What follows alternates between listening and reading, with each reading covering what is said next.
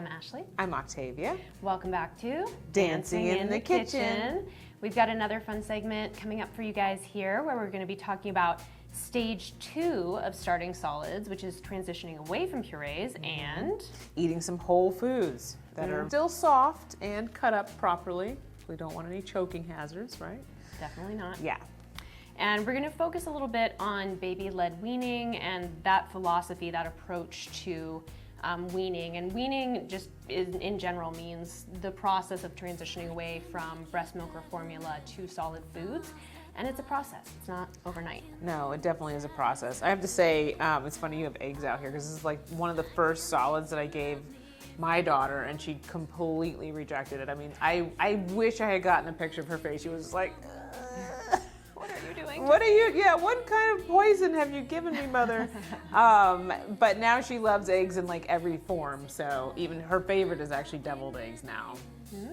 Sophisticated. She's a sophisticated girl. And I think one of the reasons is both of us, what we've got in common with our children pretty much not being picky eaters, eating their vegetables, eating a whole foods diet, is we started them with savory foods. So, yeah. Yeah, savory foods, real whole foods, vegetables, which brings us to foods to avoid. So when you're starting solids, it's important to know certain foods that you shouldn't eat, both because of choking hazards, but also because of nutrition. So we don't want to be starting kids with sugar. We don't want to be starting them with processed foods. Nope. And we also want to avoid honey in the first year because of the risk of botulism. I forgot about that. You know, you forget about things. It's been 6 years, yeah. It's a thing. No honey. Yeah, and cow's milk as well. So you can you can introduce cow's milk the same way you would any other food if it's part of a recipe. So, you know, including it in a recipe and where it's cooked. Right, well, not necessarily where it's cooked. Like raw milk would be an issue, but milk is pasteurized, so it's not really the bacteria. It's just that babies need formula or breast milk for the first year of life. So you don't want to get them onto cow's milk too early if you're going to use cow's milk at all. Of course. And so you could have a little bit of cow's milk, for instance, in the cream of asparagus soup that we did in our purees episode.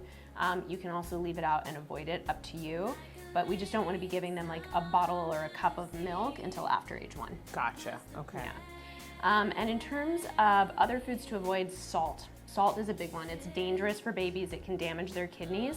So you don't want to be salting your baby's food, or if you're going to be mashing up or pureeing or dicing whatever you're eating, just make sure that you salt your food after and give the baby the pre-salted food. And I want to say too, like their palates are brand new, so they don't really need the salt. Like their palate is so fresh and has not been tainted by any other flavors. Like just the flavor of any vegetable or any food is going to be very vibrant in their mouth, and they don't really need the flavoring. Like we're doled out. We need hot sauce. We need salt. we need salt. Yeah. Umami. Yeah. Right. Yeah. Yeah. And then the other thing, you know, kind of back on that choking trend, because you know I got my anxiety over here being like, no. Yes.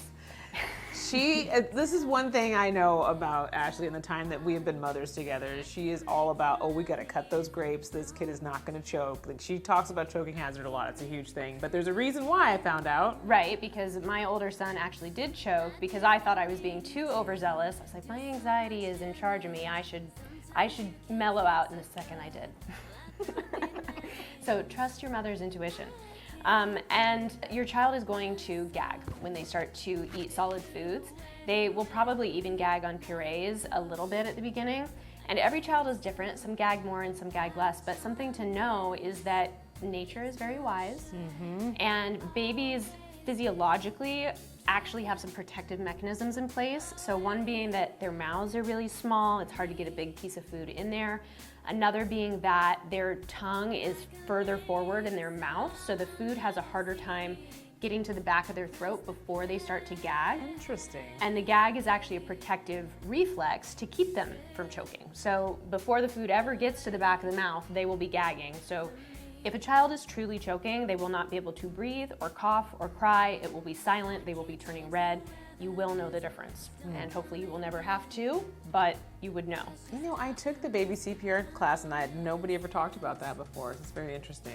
Well, this is kind of a fun fact. I actually got my start in nutrition teaching prenatal nutrition and like mommy and me nutrition, where we would go over all of this information.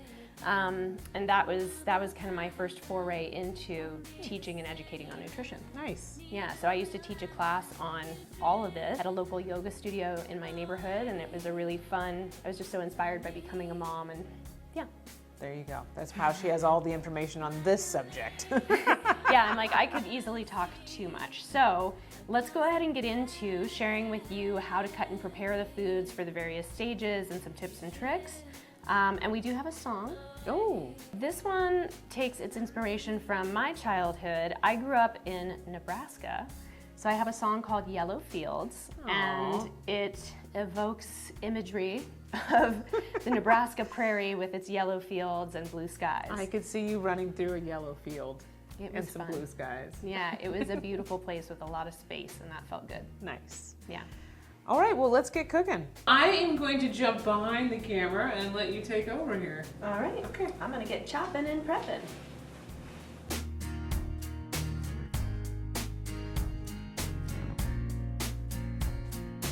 I can make it better when it falls apart. I can mend the tatters of a ripped up heart.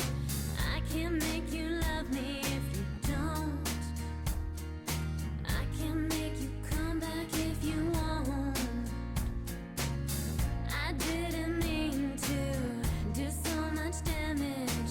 Sometimes you can't fix it, but well, I thought we'd manage.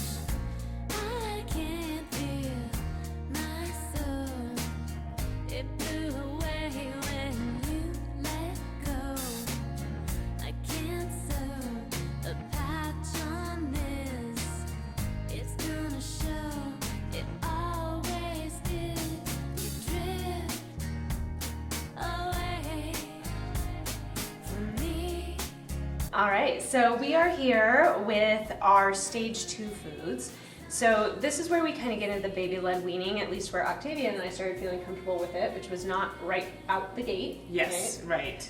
We wanted to make sure our babies were able to handle some textures and had a little bit more familiarity with food, and then we started introducing a little bit bigger pieces. I also personally have digestion problems, so somebody had, I can't remember who it was, but one of the nutritionists that I had met during the time of me going to like baby classes and stuff like that, they had mentioned just like the purees is easier for the digestion of a new tummy that's just getting used to food. So that was like a big thing of mine. I'm like, you know what? Puree is the way to go.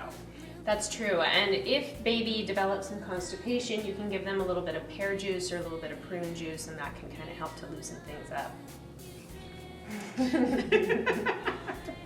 All right, well, we hope that this episode was fun and informative and that you learned a lot about various baby-led foods and how you can prepare them for each stage. Yes. And please like and subscribe to the show. And what else can they do for us? Please buy us a coffee and buy our merch. It helps support the show. We love bringing you guys great information. So this helps support us, so you can find those links below.